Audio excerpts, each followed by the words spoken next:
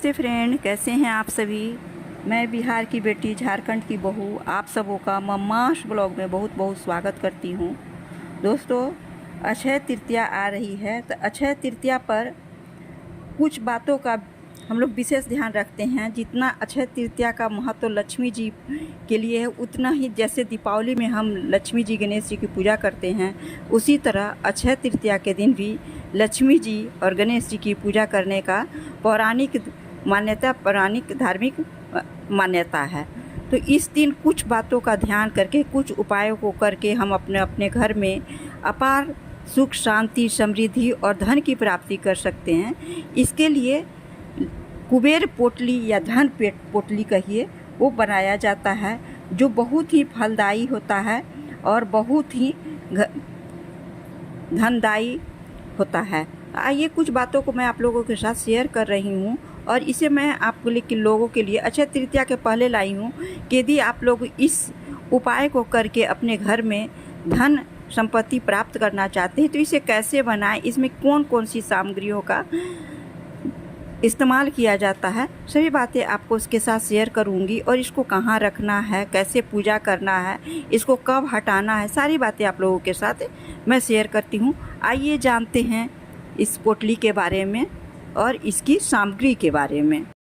कई बार मेहनत करने के बावजूद भी व्यक्ति को उसके बराबर की मेहनत का फल नहीं मिल पाता। वो भरसक प्रयास करता रहता है पर नतीजा कुछ नहीं मिलता। ऐसे में अगर एक जादुई पोटली को व्यक्ति अगर अपने पास रखे और उसकी किस्मत रातों रात बदल जाए, ऐसा अगर हो सकता है, तो ये जादुई पोटली आपके लिए बहुत ही उपयोगी और काम की चीज़ें हो सकती हैं, जिसे हमारे पौराणिक मान्यताओं में, हमारे ज्योतिष शास्त्र में, सभी में इसका वर्णन किया गया है और इसकी मान्यता बताई गई है। वास्तु शास्त्र के अनुसार कई ऐसे उपाय हैं जो व्यक्ति की किस्मत बदल देती है। आज जिस उपाय के बारे में बात कर रहे हैं वह धन की पोटली। इस पोटली की सामग्री व्यक्ति को रातों रात अमीर बना सकती है। तो वह कैसे बनाते हैं, अब बातों को ज़्यादा लंबा खींचकर नहीं, मैं आपको इसके बारे में विस्तृत जानकारी देती हूँ। बहुत ही चमत्कारी होती है धन लक्ष्मी पोटली। इसकी सामग्री व्यक्ति को रातों रात मालामाल बना सकती है। चलिए जानते हैं। हर एक व्यक्ति को सबसे पहले जानना चाहिए कि पोटली का रंग कैसा होना चाहिए। इसका ज्ञान होना बहुत जरूरी है, तभी वह सारी सामग्रियां अपना प्रभाव व्यक्ति पर डाल सकती हैं। वास्तु शास्त्र के अनुसार पोटली को लाल या पीले रंग के कपड़े से बना सकते हैं। अब पोटली में किस वस्तु को रखते हैं वो जानते हैं। तो धन लक्ष्मी की इस पोटली में सबसे पहले चांदी का एक सिक्का रखें। ध्यान रखें कि इस सिक्के में भगवान गणेश और माँ लक्ष्मी की प्रतिमा बनी हो। सिक्के के अलावा कमलगट्टे के बीज, साबुत धनिया और साबुत चावल डालें। साथ ही इसमें थोड़ी पीली कौड़ी का भी इस्तेमाल करें, जो कि काफ़ी शुभ माना जाता है। अब इस पोटली में साबुत काली मिर्च, साबुत मूंग दाल, जौ के बीज, सूखी हल्दी रखें। सूखी हल्दी 5 की मात्रा में, पोटली में गोमती चक्र सभी 5 या 7 की मात्रा में रखें। गोमती चक्र, माता लक्ष्मी के चारों चरण पादुका को भी जरूर रखें। आखिर में इसमें नाग केसर और सुपारी रखें और इस पोटली को बंद कर दें। अब जानते हैं कि इस पोटली को कहाँ रखते हैं, कहाँ रखें धन की पोटली को।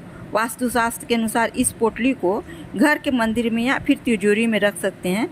ध्यान रखें कि इस पोटली को रोज नहाकर नियमित तौर पर इसकी पूजा करना चाहिए। धूप, दीप, अगरबत्ती इसे अवश्य दिखाना चाहिए। माता लक्ष्मी का दिन होता है शुक्रवार, तो माँ लक्ष्मी के घर में आगमन होता है, जो कि अस्थाई होता है।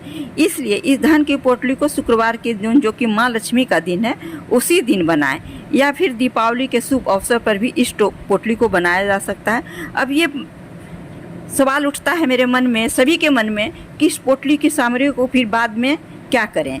तो पोटली का जब पूरा 1 महीना हो जाए या 1 बरस हो जाए, तो इन सामग्रियों को फेंके नहीं, इन सामग्रियों को किसी गमले में डालें, फिर एक नई पोटली बनाएं। दोस्तों, यदि मेरा ये ब्लॉग आप लोगों को अच्छा लगता है, जानकारियाँ अच्छी लगती हैं, तो प्लीज़ लाइक, शेयर और सब्सक्राइब अवश्य कीजिएगा।